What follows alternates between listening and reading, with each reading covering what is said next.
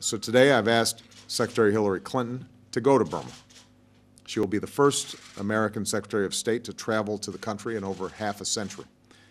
And she will explore whether the United States can empower a positive transition in Burma and begin a new chapter between our countries.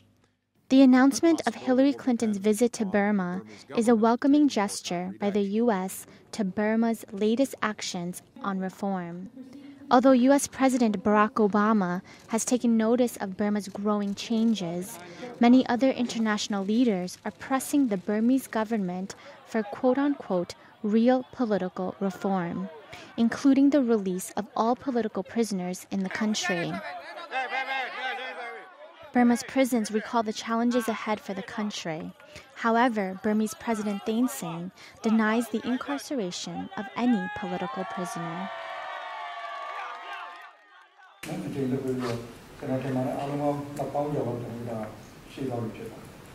We have announced amnesty twice since we started forming a civilian government. I think almost 20,000 prisoners had been released. It is difficult to say those are prisoners of conscience because they were arrested and sentenced because they breached existing laws. Now the Constitution gives authority to the President to announce amnesty and pardon on prisoners. I will look upon and decide on the situation of the country. Burma recently won the bid for the ASEAN chairmanship in 2014 and has been applauded by the association for its incremental steps towards reform. However, many are still skeptical of Burma's road to change. I met this morning with the President Thein Sein, and we discussed all the matters. And I strongly urged him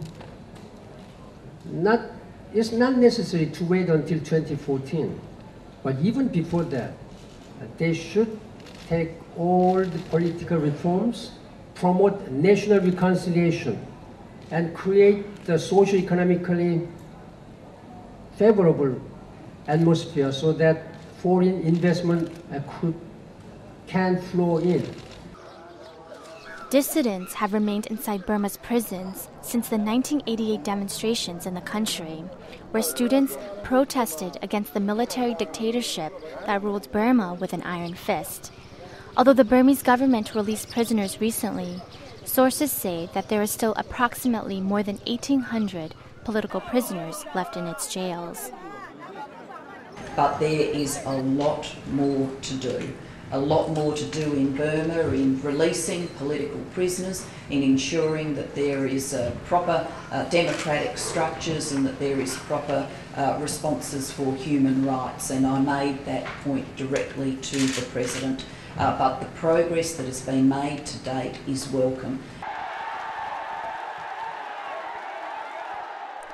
Since the release of Nobel Peace Prize recipient Aung San Suu Kyi from house arrest, and with her party, the National League of Democracy's latest decision to rejoin the Burmese government's political system, there has been much more spotlight on President Thein Sein's reform efforts. Burma's fast-paced road to reform within the last year has stunned the world, and observers question the authenticity of its changes. Recently, a relief group stated that there are no real signs of reform in Burma, claiming that Burmese soldiers continue to commit crimes in the ethnic areas of the country, raping women and performing judicial killings despite the country's aspirations to end military rule. U.S. Secretary of State Hillary Clinton will visit Burma this week, and she'll see a country that has a long road to travel after decades of military rule. Kaylin, Voice of America, Washington.